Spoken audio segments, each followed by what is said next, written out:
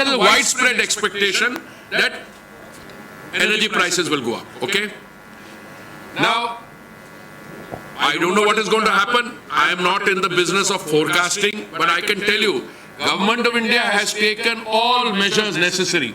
We also issued a statement, I think 2 days ago, that we are very closely monitoring the situation. You will remember a few months ago, prices had gone up when there was no military action anywhere in the world, and the Government of India had stepped in on that occasion and took some action in terms of reducing the excise on petrol and diesel, okay, just before Diwali, and that stabilized prices. There was widespread expectation that prices will go up again. So far the increases I've seen are within a band. I mean, futures were trading for 1 month at I think $102. Price had gone up, then it came down to 97. All I can tell you is we are very carefully monitoring the situation. We are in touch with the other consuming countries which are facing a similar situation. Of course, our developmental challenges are much higher, and we are grateful to all our stakeholders. And in the last few months, by and large, we've been able to keep the prices, ideally the prices should be very low, but these are 85% we are dependent on imports for crude and about 50% for gas. So we monitor the situation, we'll take such steps, and we are also appealing to the countries which have the oil to put more oil into the market. There are new players that might come in. So we are carefully monitoring it. There is also speculation after the assembly election of UP and other states. There might be an increase. I am very intrigued when I get questions like this. Earlier in Parliament, I was asked, why are prices going up? Now the concern is, why are they not going up? And after, what do you want? Do you want them not to go up, or you want them to go up? There is another way. You see, elections ki aap baat karte hain. We are having elections to 5 state assemblies now, but we'll barely recover from this, and another round of elections will take place. So if you can tell me there is a direct relationship between elections and prices remaining low, then I will always draw attention to the fact that, elections are taking place. Look, it's like this. Decisions on how much to charge are very simple. Very simple. There is a cost at which the asset is available in the international market. Okay? Those prices are fixed. Prices of Brent, crude, or the Indian basket are fixed. To that you add freight, cost of freight. To that you add dealer commission, and you add the exchange rate. You factor in the exchange rate. Now, the exchange rate sometimes changes from 10 to 20%. So we are doing whatever we can. But decisions by the oil marketing companies, including some of my friends sitting here, they don't take the decisions based on what I tell them.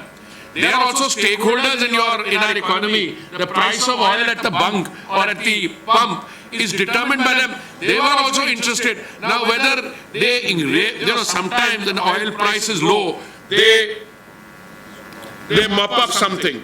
Sometimes when the oil price goes up, they utilize that reserve. But these are decisions which they take. I try to talk to them, but I think they take their decisions by and large. They listen to me, but they may not decide what. So when they raise, how they will raise, I am not going to get into that discussion. But I will tell you something interesting. I spoke to one of the OPEC ministers, and I said, you guys can help us.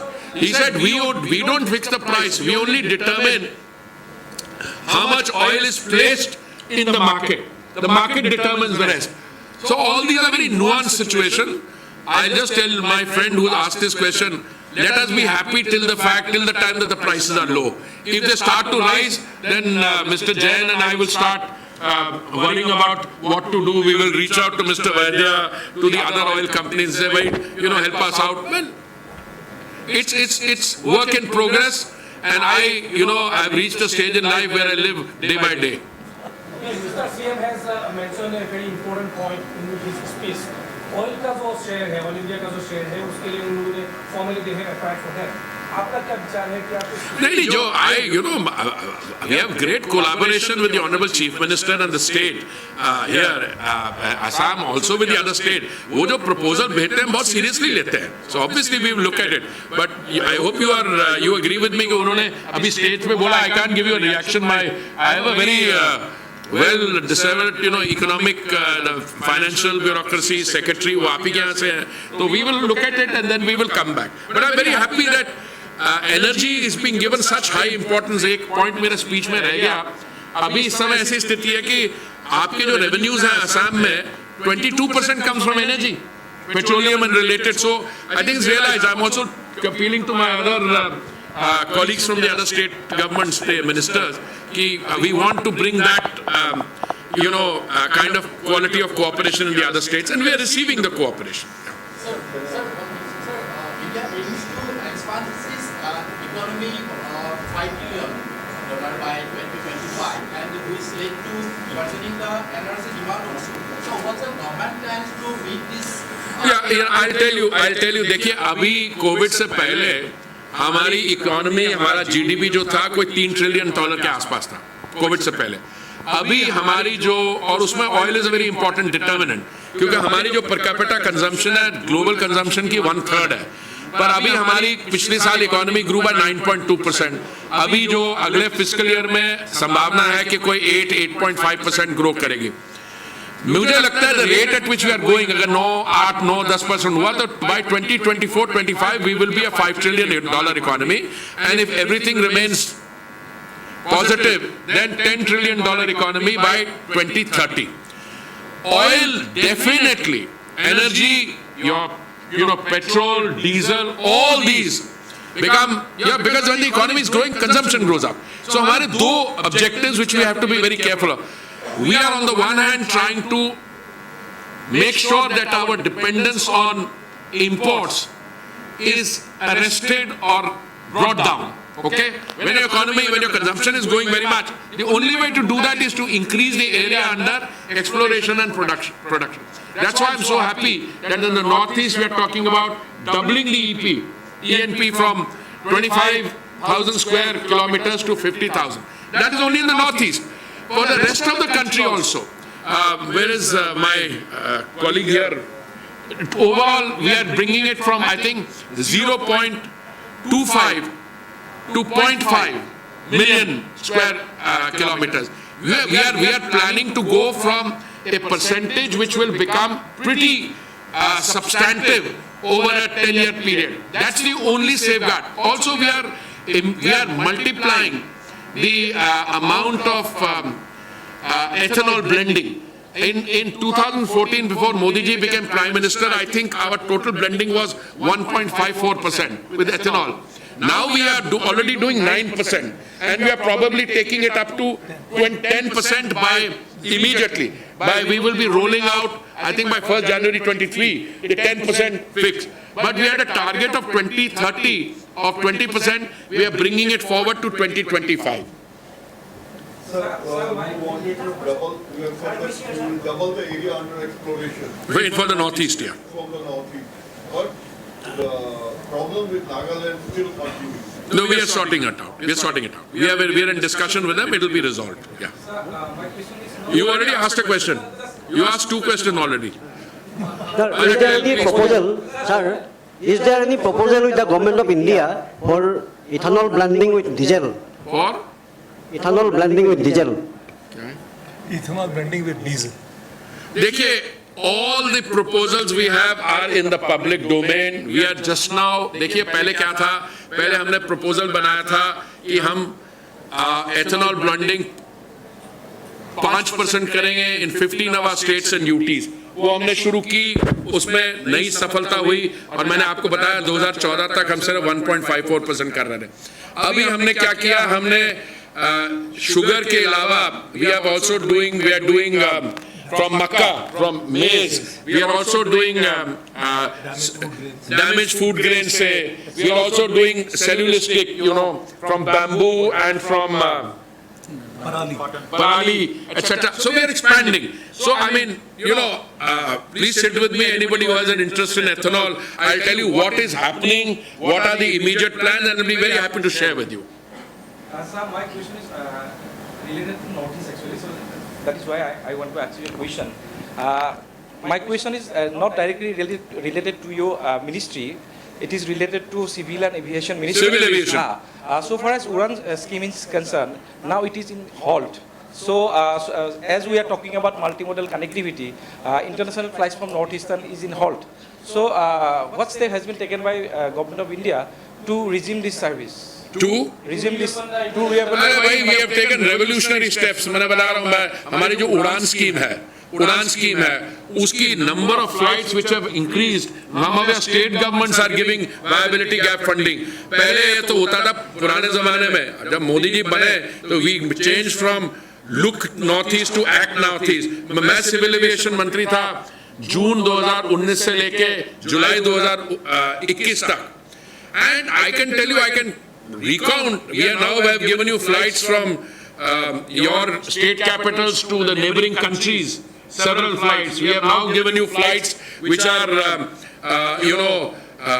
linking different state capitals to all other states or major centers in there. So the northeast connectivity by civil aviation has increased manifold. But I am only telling you about my time. After I have been, I know that much more work has been done and more work has been done. All I can give you is a broad message. नहीं international का मैं बताता हूँ. International flight तो सभी बंद थी Covid के कारण. समझ गया ना. अभी कोविड के कारण there were visa entry restrictions. अरे मेरी सुनिए, international flight depends on demand. अब जैसे मैं अभी पंजाब में चुनाव का प्रचार कर रहा था तो मेरे पास एक कुछ लोग आए लुधियाने से कि हमें इंटरनेशनल फ्लाइट चाहिए. मैंने कहा भैया 50-100 किलोमीटर इस तरफ जाते हो तो आपके पास इंटरनेशनल फ्लाइट मिल जाएगा अमृतसर से. उस तरफ जाते हो तो दिल्ली से. देखो इंटरनेशनल फ्लाइट का डायनेमिक अलग होता है. एक बार अगर आप डिमांड कंसोलिडेट करें क्योंकि इंटरनेशनल अब these are private commercial airlines. But if you are keen on international flights, let's say from Guwahati, I'm sure they're taking place. If it takes place from here to Dhaka, that's an international flight. But all I would say that hubs will develop. One hub would be Calcutta, one hub could be Kolkata, it can be done. But these are commercial decisions. But I'm sure my colleague, the Civil Aviation Minister and the Chief Minister and the State Ministers will help out. Once situation normalized, you can think of how flights from here to Dubai or to other places can be looked at. So Government of Assam has already issued to give 100 crore rupees for viability gap funding. So they have already given 10.9 crores to Indian government. So when can we expect this? Well, I'll tell you something. I suggest that I will encourage Mr. Scindia to come here and you ask him. I mean, it's a little unfair of you to ask me to make commitments on another minister's behalf. Petroleum, I can make. Gati Shakti, I can make. Yeah. मेरे को वो 1 minute. You already asked a question. आप बत पूछिए. वो मेरे को hydro. Any question on PM Gati Shakti? No. What I want is that हमारा total hydrocarbon area कितना 0.025 का वो कैसे करना है. Square 0.25. Yeah. No, I was answering one question. I was not sure of my facts, so I'm a trained civil servant. मैंने कहा था अभी हम ये 250,000 square kilometers to 500,000 up to 2025, and this is 10 million. And 1 million, so 1 million by 2030. So the total area under exploration and production for the country, we are taking from 250,000 square kilometers to 1 million square kilometers by 2030. Because that is the only way. Even as we are making the transition from current energy mix, which is fossil fuel based and so on, to total green energy, for many years we'll be dependent on traditional oil and gas, etc. Sir. So how Gati Shakti is going? आपने भी तो सवाल पूछ लिया already. चलिए हाँ okay. मैं बाकियों को मना कर रहा हूँ आप. How Gati Shakti, the project Gati Shakti, the driver there practice that वो असम और नॉर्थ ईस्ट को किस तरह से आगे? भाई साहब गति शक्ति का इम्पैक्ट देश भर में होगा. जैसे माननीय प्रधानमंत्री जी ने कहा, क्योंकि आपके जो भी कैपिटल एक्सपेंडिचर के प्लान्स हैं। 5.5 लाख करोड़ 5.5 लाख करोड़ का कैपिटल एक्सपेंडिचर की 35% इंक्रीज हो रहा है तो 7.5 लाख करोड़। 1 लाख करोड़ हर एक स्टेट गवर्नमेंट को दिया जा रहा है। अभी मेरे my young colleague from DPIIT just drawn my attention to the specific. North east के लिए क्या है? Ministry of road transport, length of national highway network 2 lakh route kilometres, enhancing connectivity northeast through 3,211 kilometers of 4L and 2L highways. MMLPs at Jogiopa and Silchar. Ministry of Railways, completion of critical projects to decongest railway networks, rail connectivity to northeast region through Bangladesh. 7 new railway line projects likely to be commissioned. Doubling of 250 kilometers of railway line. Now these are some decisions already taken. But I have a different point. When you are dealing with a paradigmatic shift, then the significance is not that I am doing Pradhan Mantri Awas Yojana, another 80 lakh houses for which there is 48,000 crores in the budget. That is one way of looking. I am saying something else. It's the concept and design. Earlier what happened is every government department was working in silos. Now when this PM Gati Shakti master plan concept has been unveiled, and it was unveiled in October. Now if Mr. Vaidya sitting here wants to come and do a major capital expenditure, by the way, I have meetings with him and all the others periodically because finance minister asked me, aapki 100% capital expenditure hua nahi? So we tell them. But when he wants to make a plan, then he goes to the other oil companies, we go to the state government, we go to the other stakeholders. Bhai, hum ye karne ja rahe hain, aapka kya hai? So we integrate that. That is the significance. ये जो मैंने पढ़ के सुना ये तो north east के लिए ऑलरेडी कर दिया। और जो मैं कह रहा हूँ कि अभी नॉर्थ ईस्ट के लिए एनर्जी में हम क्या क्या करने जा रहे हैं, पिछली बारी मैं जब आया था माननीय मुख्यमंत्री जी ने मुझसे कहा था कि हमारी रिफाइनिंग कैपेसिटी इंक्रीज कर, तो हमने कर दी।